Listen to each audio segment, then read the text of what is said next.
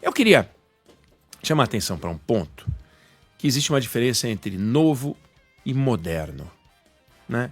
O novo é algo que não acontecia antes. E o moderno é um avanço, é um progresso. Então, às vezes a gente fala que a gente está diante de um novo cenário, não significa que isso é bom. Às vezes a gente fala que o Brasil está mais moderno, isso é bom. Então, o cenário novo que a gente está vivendo, que é esse cenário internacional, ele não é bom. Ele não é bom. A gente tem o presidente dos Estados Unidos que pensa com a cabeça dos anos 50, a gente tem um presidente no Brasil que pensa com a cabeça dos anos 50, a gente tem um debate que está gerando uma discussão dos anos 50. Então, os presidentes, principalmente o presidente americano, ele acha que a relação entre os países se dá pela troca de mercadorias físicas, entendendo por mercadoria física aquilo que se cai no chão machuca. Então a gente vende ferro para lá, machuca o pé. A gente vende avião para lá, se cair no pé também machuca o pé. Mas eles estão vendendo coisas para cá, vende coisas para lá. Então na cabeça dele, se nós somos bacanões, nós americanos, a gente tem que vender muito mais coisa para os outros do que os outros para a gente. E se não for assim, a gente não gosta. Isso é uma cabeça velha, né? É uma cabeça que não é moderna. E também a postura do Brasil, do governo brasileiro, nessa discussão, embora o Brasil tenha sido atacado pelo presidente americano, é uma postura desafiadora que também não tem nada de moderno.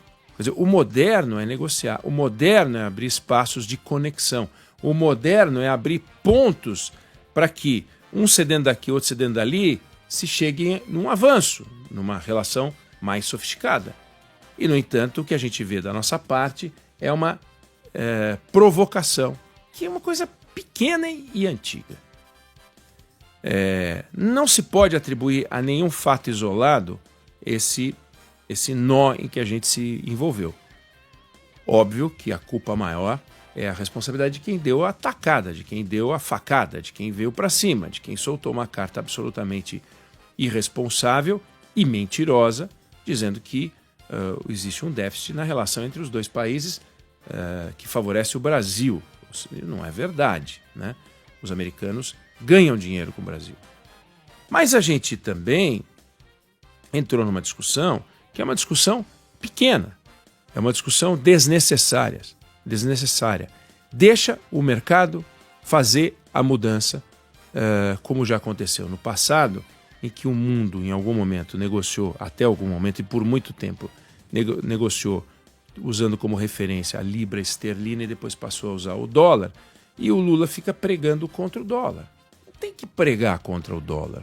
Não faz sentido pregar contra o dólar. O dólar já foi mais importante do que ele é hoje. Existe uma parte do comércio internacional que não é feito em dólar, inclusive por empresas brasileiras, negociando com empresas chinesas, com o governo chinês, vendendo para lá em moeda chinesa. Mas não tem que ficar batendo bumbo com isso. Pelo simples fato de que o Brasil não tem tamanho para bater bumbo. A China tem, o Brasil não tem. Os Estados Unidos versus China, eles vão chegar num acordo. E o Brasil versus os Estados Unidos não caminham do jeito que está para um acordo se não entrarem novos comportamentos. Então, vamos pensar aqui por um minuto que a gente faz parte de um grupo chamado BRICS. O BRICS ele não é um acordo internacional, um espaço de livre comércio, é um grupo de países que transaciona, é um grupo de países que se uniu, são 11 países agora, tem uns países esquisitíssimos lá, uns Irãs no meio e tal, mas tem lá os 11 países. O BRICS, B de Brasil, R de Rússia, I de Índia, C de China e S de África do Sul em inglês. Então vamos imaginar que houvesse um BRICS sem a China e houvesse um BRICS sem o Brasil, né? Então o Brasil, o governo brasileiro, o presidente do Brasil se tornou o único porta-voz dessa discussão sobre a adoção de outras moedas que não o dólar nas negociações internacionais. Então, não é a Índia que está falando isso, não é a China que está falando isso, não é a Rússia que está falando isso, não é a África do Sul que está falando isso. É o Lula e a Dilma. Olha aí, o Lula e a Dilma.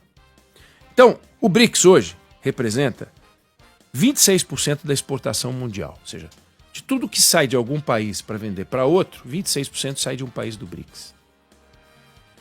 E representa 22% da importação mundial. Se você criar um país chamado BRIS, que é sem o C da China, BRIS, vamos imaginar que a China fala, não sou mais BRICS, acordei com a macaca, não quero mais ser BRICS, então a China sai. A gente sairia de 26% da exportação mundial para 12%. 26% para 12%. A gente sairia de 22% da importação mundial para 13%. Olha que loucura! E a gente sairia de 48% da população mundial para 13% também. Então, a China, saindo do BRICS, acabou o BRICS. Acabou o BRICS. Mas vamos imaginar que o Brasil é que ficasse bravo. O Lula tivesse um ataque de Trump e falasse, não sou mais BRICS. Então, não ia ter mais BRICS, ia ser RICS. RICS. O Brasil ia embora, RICS. O RICS, o BRICS hoje tem 26%, o RICS ia ter 24,8%. Você já ia ficar do mesmo tamanho. É na exportação. Na importação, o BRICS tem 22% do mercado global, ele teria 21,3%. Você percebe que o Brasil é inexpressivo quando você compara com a China, quando você compara com o BRICS como um todo, ele é o personagem pequeno. Na lista dos exportadores mundiais, o Brasil é o 26º.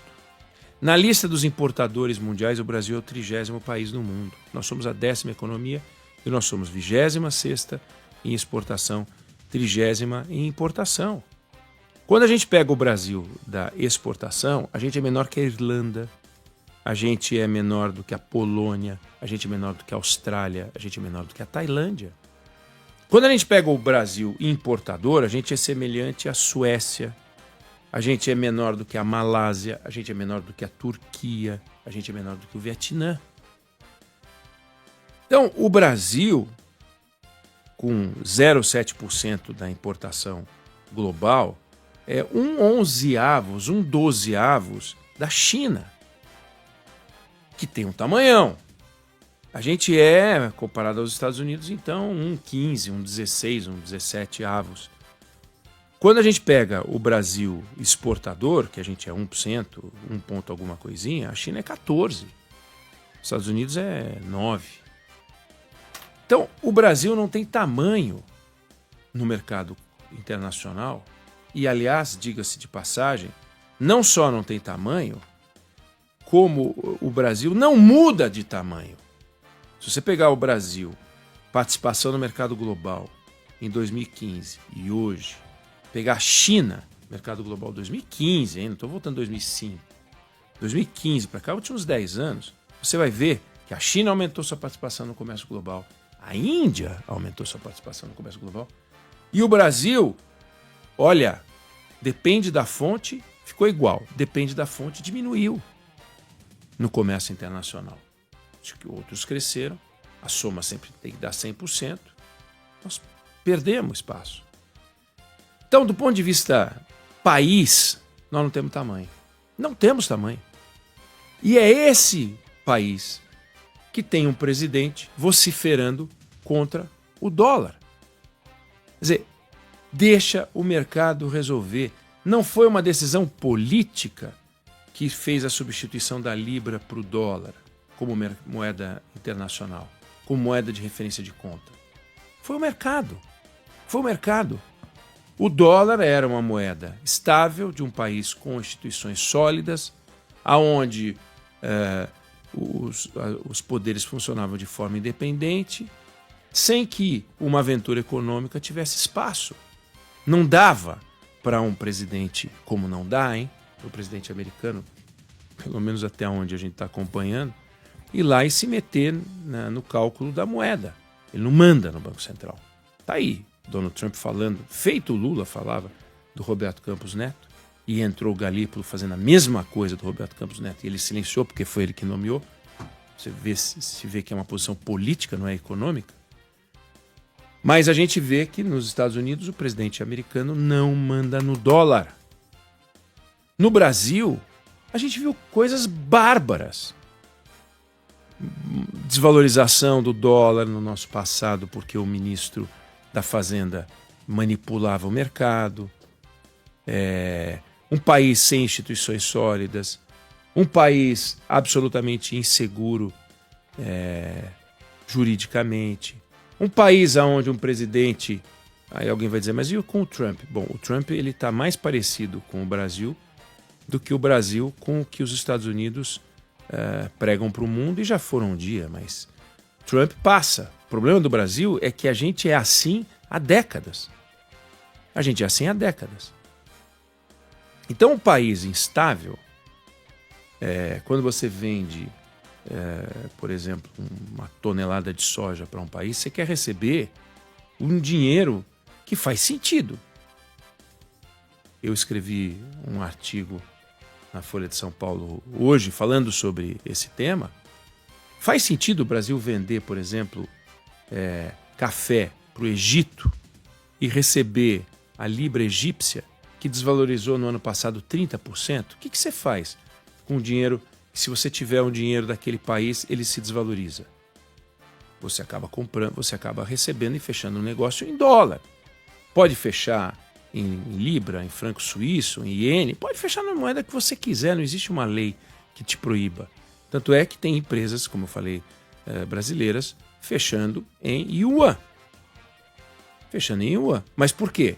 Porque lida tanto com a China que receber yuan não é problema, porque ele vai poder usar yuan na negociação com a China depois. Não tem problema, porque vai comprar da China, vai vender com a China para a China. Agora, você vende para a Argentina, que tem inflação, recebe peso argentino. O que você faz? Você fica com o peso argentino? E você quer comprar um trator italiano, pagar em euro?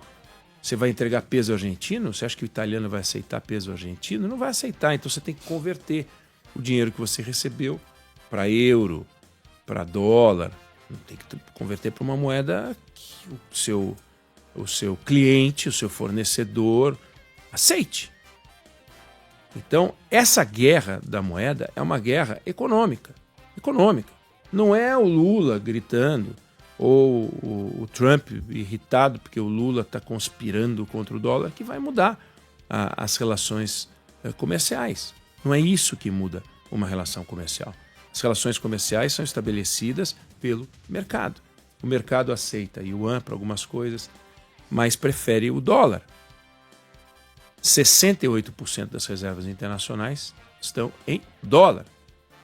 No caso brasileiro, 80% das nossas reservas estão em dólar. Por que o presidente Lula não pergunta para o Gabriel Galípolo por que a gente guarda o nosso dinheiro em dólar? Por que a gente não guarda em bolívar venezuelano? Por que a gente não põe em bolívar? Por que os admiradores do Nicolás Maduro não pegam a sua poupança, o dinheiro que sobra no final do mês, e trocam por bolívar? E investem na Venezuela, na próspera Venezuela. Porque não faz sentido. Nem o adorador mais apaixonado do Nicolás Maduro é maluco o suficiente para comprar moeda venezuelana, que não vale nada. Nada. Você nunca sabe. Você já viu que não vale, basta ver a inflação venezuelana, ainda mais nas mãos de um lunático, tirano, como é o Nicolás Maduro, que não tem nenhum compromisso com o legislativo, com o judiciário, Banco Central independente. Imagina, palhaçada que é aquela estrutura, aquele país que vitima os venezuelanos. Então, você não vai ter moeda venezuelana, você não vai ter moeda argentina. Tende a melhorar a moeda argentina? Tomara, mas você não vai comprar. Você também não vai aceitar real. Por que você vai pegar real? Que é uma moeda que não vale em lugar nenhum. Ah, mas eu quero que valha. Bom, eu também. Eu vou achar máximo a gente poder pegar real e viajar para a Europa e pagar em real para ver se eles vão aceitar. Aceitam dólar. Em que moeda os argentinos fazem e faziam poupança? Dólar. Que moeda acharam, além do real, na casa de Jair Bolsonaro? Aliás, uma quantia irrisória, mas dólar. Em que moeda todas as operações de todas, né, eles achavam? Você já viu alguma etapa de qualquer operação envolvendo qualquer operação da Polícia Federal que chegou na casa, fez busca e apreensão e achou peso? Não, é dólar, é euro, moeda forte. Moeda forte. Não faz sentido. Pergunta para o Gabriel Galípolo qual é o volume total das nossas reservas internacionais. Você acha que ele vai dizer que são 2 trilhões, sei lá, de reais? Não, ele vai dizer que são 300 e não sei quantos bilhões de dólares. Dólares. Todos os valores expressos. Pergunta para o presidente da República quantos yuans a gente vendeu para a China no nosso comércio. Não vai saber. Não vai saber. Porque não faz sentido. A gente não faz conta em yuan. Pergunta para o Fernando Haddad qual é a relação. R$1, quantos yuans compra? Ele não vai saber. Se ele pesquisar, ele vai saber, é evidente. Mas o dólar todo mundo sabe. Se é 5,5, 5,6, 5,4, 5,8, 6, vai variando, você sabe, você acompanha. Mas você não sabe as outras moedas. Não sabe. E isso mostra que nós temos uma visão antiquada, que é a visão da soberania pelo grito. Somos um país soberano, ninguém vai nos atacar e tal. Ninguém vai nos atacar. Ninguém vai. Agora, retaliação, ameaça de retaliação pode ser muito bom como discurso político-eleitoral, né? Os brios e tal. Mas a questão é a seguinte: o que nós queremos como país? Nós queremos ganhar do Trump. É aquela história de 2 meninos da escola, aqueles meninos chatos da escola, que ficam prometendo um para o outro que vão brigar, que vão se pegar lá fora no recreio e atrapalhando a aula, porque esses caras estão atrapalhando a aula. Estão atrapalhando a aula. Então, mas o Trump é que começou. Eu já ouvi esse papinho quando estava na escola. Ele é que começou. Eu já falei também, ele é que começou. Eu tenho 3 irmãos. Quantas vezes eu falei ele é que começou para o meu pai, para minha mãe? Não é argumento, não resolve. Quem é que vai resolver o problema da Embraer? Quem é que vai resolver o problema da VEG? Quem é que vai resolver o problema do suco de laranja? Quem é que vai resolver o problema do agro?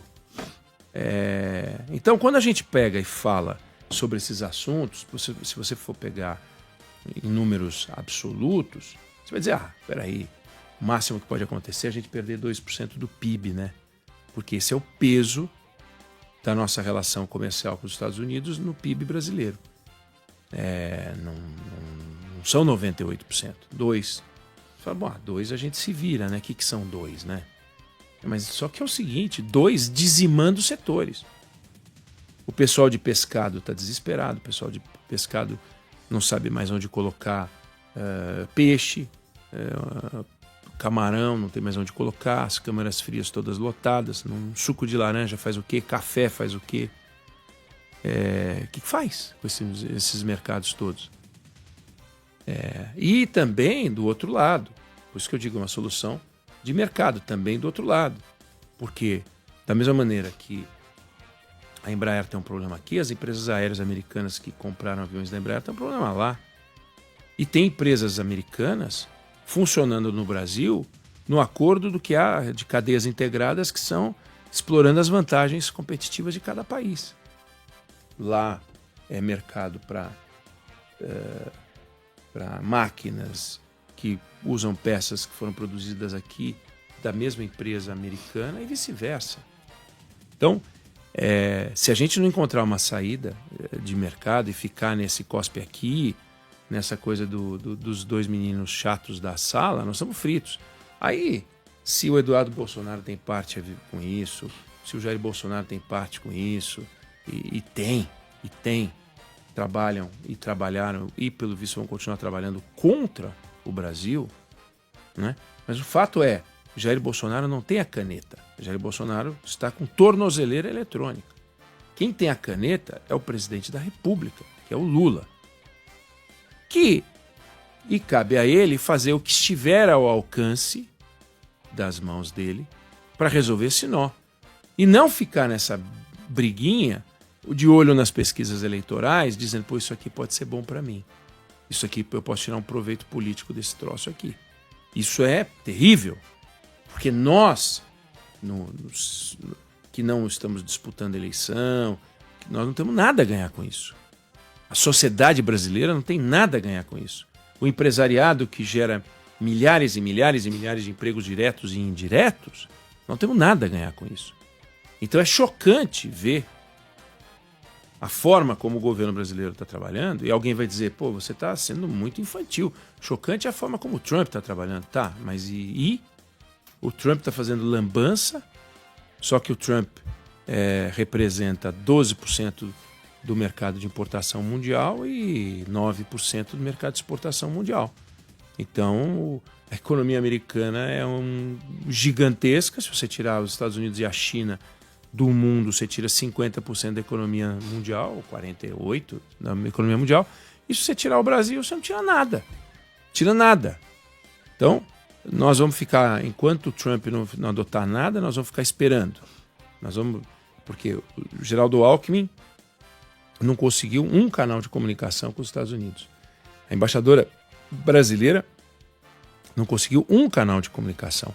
Por quê? Porque o Brasil não é prioridade para os Estados Unidos, agora, nesse momento. E como é que a gente vai enfrentar esse ponto? Então, eu queria trazer essa simulação de BRICS sem Brasil e BRICS sem China para dar a dimensão do Brasil, que no mercado mundial é pequena. Só que para nós é tudo que a gente tem, tudo que a gente tem. Então nós temos que preservar. Quem tem que preservar isso aqui não é o Donald Trump. Quem tem que preservar isso aqui é o incumbente e as forças econômicas do Brasil. O incumbente não é o Jair Bolsonaro. Ainda bem que não é o Jair Bolsonaro. Fez muita lambança. O incumbente é o Lula. Mas ele também não está demonstrando que é o adulto da sala nesse momento.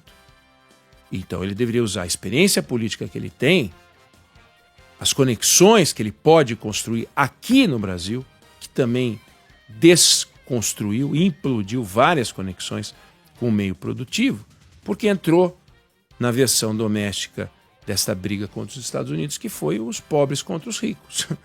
Então ele se comporta como se rico no Brasil fosse um problema e como se os Estados Unidos fossem um problema.